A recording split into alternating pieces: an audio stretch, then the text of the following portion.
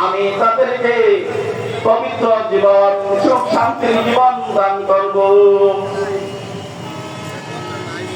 হায়াতে তৈয়্যিবা অত্যন্ত সুন্দর একটি শব্দ।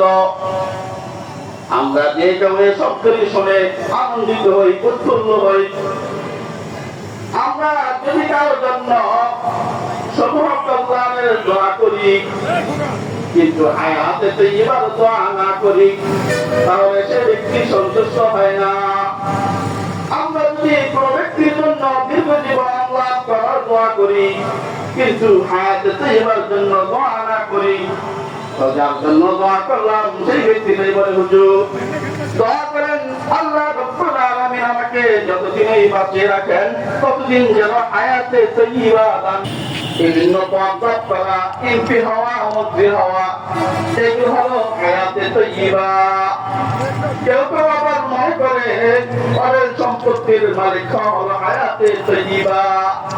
কেউ কেউ মনে করে বিলাসবহুল পোশাক এবং সুউচ্চ পোশাক বানানি হলো হায়াতে তৈয়্যিবা।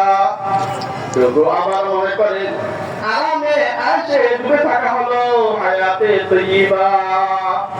বন্ধুগণ, জৌলুসপূর্ণ জীবন, বিভিন্ন পথ পদবি পাওয়া, পরের সম্পদের মালিক হওয়া, বিলাসবহুল বাড়ি করা, সুউচ্চ পোশাক করা, আরাম আয়েশে ডুবে থাকা, এগুলো হায়াতে তৈয়্যিবা নয়।